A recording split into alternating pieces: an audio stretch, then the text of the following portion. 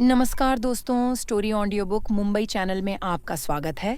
अगर आपको यह कहानी पसंद आती है तो चैनल को सब्सक्राइब करें। तो चलिए शुरू करते हैं। रात उस दिन सामान्य नहीं थी। वह सांस ले रही थी। महल की दीवारें ठंडी थीं, लेकिन हवा में एक अजीब सी गर्मी थी, जैसे कोई अदृश्य आग चारों ओर फैल रही हो। आर्या अपने कक्ष में अकेली बैठी थी। दिया जल रहा था, पर उसकी लौ कांप रही थी। उसकी आंखें बंद थीं, लेकिन उसे नींद नहीं आ रही थी, क्योंकि आज पहली बार डर ने उसके भीतर दस्तक दी थी। वह डर जो ताकत से नहीं, यादों से पैदा होता है। पहली जिंदगी की गंध अचानक उसे वह दिन याद आया। वही पत्थर की सीढ़ियां, वही ठंडा खंजर, वही हंसी जो उसके मरने से पहले गूंजी थी। उसकी उंगलियां कांप गईं। नहीं, उसने धीमे से कहा, पर स्मृतियां नहीं रुकीं। उसे याद आया कैसे उसने भरोसा किया था, कैसे उसने सोचा था कि महल उसका घर है, और कैसे उसी घर ने उसे मार दिया था। उसकी आंखों से आंसू गिरे, पर वह रोई नहीं। वह चुप रही, क्योंकि अब वह वही लड़की नहीं थी। दरवाजे पर दस्तक, थक थक। आवाज बहुत हल्की थी, पर उस सन्नाटे में वह हथौड़े जैसी लगी। आर्या खड़ी हुई। उसकी चाल में डर नहीं था, बस सतर्कता थी। उसने दरवाजा खोला। बाहर कोई नहीं था, लेकिन फर्श पर एक छोटी शीशी रखी थी, कांच की, अंदर गहरा लाल तरल। आर्या ने उसे उठाया। उसकी आंखें फैल गईं। यह रक्त है। और उसी क्षण उसके कानों में एक आवाज गूंजी, जैसे कोई बहुत पास खड़ा हो। यह तुम्हारा नहीं है, लेकिन जल्दी ही हो सकता है। महल में फैलता सच। आर्या ने शीशी जमीन पर फेंक दी। वह टूट गई। रक्त फर्श पर फैल गया, और फैलते ही उसने अजीब सा आकार बना लिया। एक चेहरा, आंखें बंद, होंठ खुले। आर्या का चेहरा सफेद पड़ गया। यह चेहरा, उसकी आवाज भर आ गई। वह चेहरा उसका था, उसकी दूसरी मौत का संकेत। आर्या ने पहली बार पीछे कदम रखा। ताकत का जागना, उसका सीना तेजी से उठने लगा। उसकी सांसें भारी हो गईं। नहीं, उसने अपने आप से कहा, मैं फिर नहीं मरूंगी। उसने आंखें बंद की, और इस बार डर से नहीं, निर्णय से। उसके भीतर कुछ हिला, जैसे कोई दरवाजा खुला हो। उसकी नसों में गर्मी दौड़ गई। हवा उसके चारों ओर घूमने लगी। दिए की लौ सीधी हो गई। आर्या की आंखें खुलीं। अब उनमें आंसू नहीं थे, अब उनमें आदेश था। परछाई का सामना। हवा में एक कंपन हुआ, और सामने वह परछाई प्रकट हुई। अब छिपकर नहीं, अब साफ। काला वस्त्र, ढका हुआ चेहरा, लेकिन उसकी आवाज। तुम डर गई थी, वह बोला। आर्या ने उसकी ओर देखा, धीरे से। नहीं, उसने कहा, मैं जाग गई थी। परछाई हंसी। तुम समझती हो कि इस बार जीत जाओगी? आर्या ने एक कदम आगे बढ़ाया। मैं जीतने नहीं आई। उसकी आवाज शांत थी। मैं समाप्त करने आई हूं। सच का खुलना। परछाई ठिठक गई। तुम्हें सच जानना है? उसने कहा। आर्या ने सिर हिलाया। परछाई ने मुखौटा हटाया, और उस चेहरे को देखकर आर्या की दुनिया रुक गई। वह कोई अजनबी नहीं था। वह वही था जिसने उसे शपथ दिलाई थी, जिसने कहा था, मैं तुम्हारी रक्षा करूंगा। तुम। आर्या की आवाज कांप गई। तुम जीवित हो? वह मुस्कुराया। और तुम अब भी बहुत भोली हो। क्या जिस पर भरोसा किया गया वही सबसे बड़ा दुश्मन था? क्या आर्या अपने दिल और अपने बदले में से किसी एक को चुनेगी? और क्या इस बार मरने वाला कोई और होगा? सुबह की रोशनी महल की खिड़कियों से भीतर आ रही थी, लेकिन आर्या के भीतर कोई सुबह नहीं थी। रात अभी भी उसकी सांसों में अटकी हुई थी। वह आईने के सामने खड़ी थी और अपने ही प्रतिबिंब को देख रही थी, पर उसे वह लड़की नहीं दिख रही थी जो कभी थी। यह चेहरा अब डर से नहीं, अनुभव से बना था। आंखों में नींद नहीं थी, पर जागरूकता थी। उसने अपने गले पर हाथ रखा। वहां कोई निशान नहीं था, लेकिन उसे याद था कि एक जीवन पहले यहीं से उसकी सांसें छीनी गई थीं। उस स्मृति ने उसे तोड़ा नहीं, बल्कि खड़ा कर दिया। अब नहीं, उसने अपने आप से कहा। यह वाक्य प्रार्थना नहीं था, यह चेतावनी थी। महल के गलियारों में सन्नाटा था, लेकिन यह शांति झूठी थी। आर्या हर कदम पर फुसफुसाहटें सुन सकती थी। दीवारें बोल रही थीं। फर्श गवाही दे रहा था। जिन जगहों पर कभी वह कमजोर पड़ी थी, आज वहीं उसकी शक्ति गूंज रही थी। वह दरबार की ओर बढ़ी। दरवाजे खुले थे, लेकिन भीतर बैठे लोग जमे हुए थे, जैसे किसी अनकहे भय ने सबको जकड़ लिया हो। आर्या ने एक भी सैनिक को नहीं देखा। फिर भी किसी में उसे रोकने का साहस नहीं था। उसने सिंहासन की ओर देखा। वह खाली था। वह छिप रही है, किसी ने फुसफुसाकर कहा। आर्या मुस्कुराई। यह मुस्कान कोमल नहीं थी, यह स्पष्ट थी। छिपना उसे नहीं बचाएगा, उसने कहा। उसकी आवाज में ऊंचाई नहीं थी, लेकिन हर शब्द में वजन था।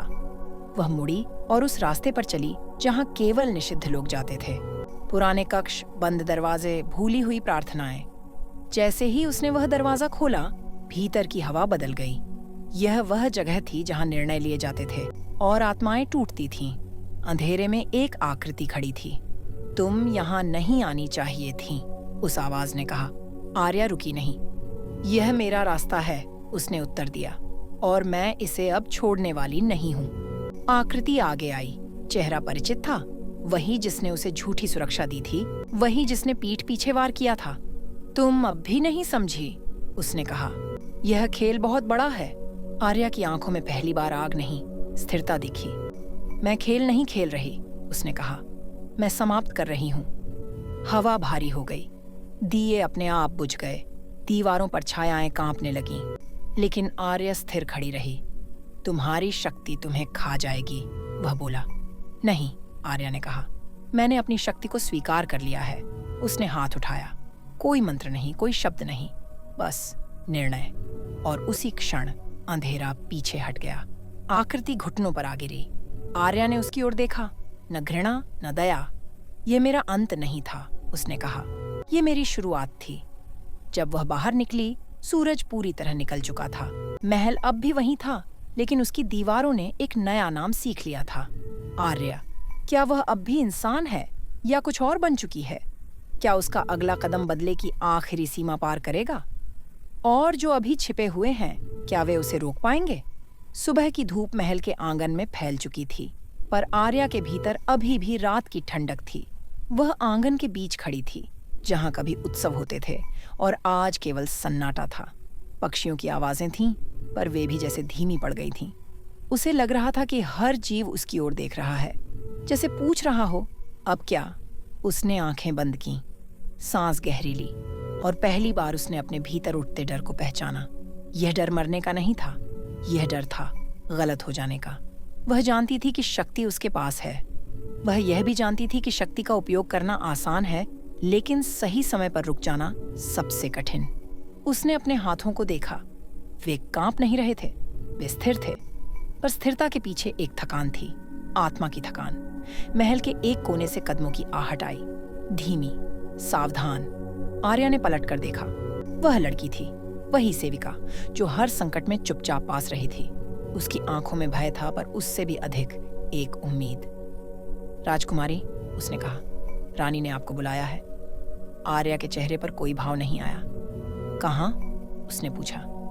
पुराने प्रार्थना कक्ष में, सेविका ने उत्तर दिया। वहां जहां कोई नहीं जाता। आर्या ने सिर हिलाया। वह जानती थी, यही वह जगह है जहां सच बिना मुखौटे के खड़ा होता है। वे दोनों गलियारों से गुजरी। दीवारों पर टंगे चित्र उन्हें देखते रहे।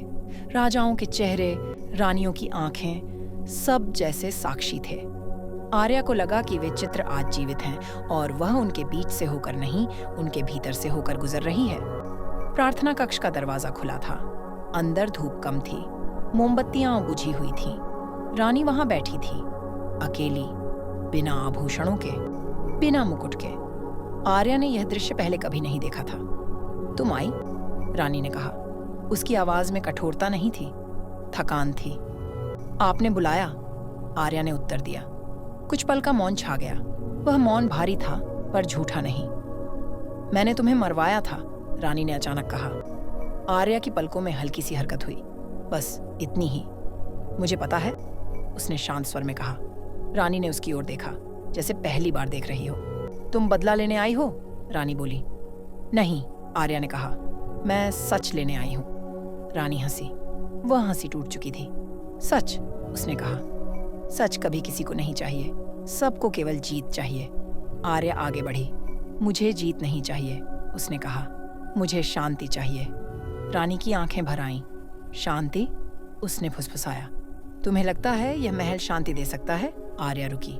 नहीं, उसने कहा, लेकिन मैं दे सकती हूँ। उस क्षण हवा बदली। जैसे किसी ने सांस रोकी हो। रानी के चेहरे पर डर नहीं आया, बल्कि राहत आई। तो कर दो, उसने कहा। जो करना है कर दो। आर्या ने उसकी ओर देखा। लंबे समय तक उसके भीतर आवाजें थीं, बदले की, क्रोध की, न्याय की। पर उनसे ऊपर एक और आवाज थी, उसकी अपनी। मैं तुम्हें नहीं मारूंगी, आर्या ने कहा। रानी की आंखें फैल गईं। मैं तुम्हें जीवित छोड़ूंगी, आर्या बोली, ताकि तुम हर सुबह उठकर जान सको कि तुम्हारे निर्णयों का भार कैसा होता है। वह मुड़ी और जाते जाते बोली, ये दंड है और ये अंत नहीं है। जब आर्या बाहर निकली, आकाश साफ था, पर अब उसे धूप की जरूरत नहीं थी। वह जान चुकी थी कि शक्ति केवल हाथ में नहीं होती, वह निर्णय में होती है, और उसने अपना निर्णय चुन लिया था। क्या रानी इस दंड को सह पाएगी? क्या आर्या की यह दया भविष्य में उसे और मजबूत बनाएगी या कमजोर? और जो अब भी परछाइयों में हैं, क्या वे चुप बैठेंगे? अगर आपको अगला एपिसोड चाहिए तो लाइक करें, कमेंट करें और चैनल को सब्सक्राइब करें।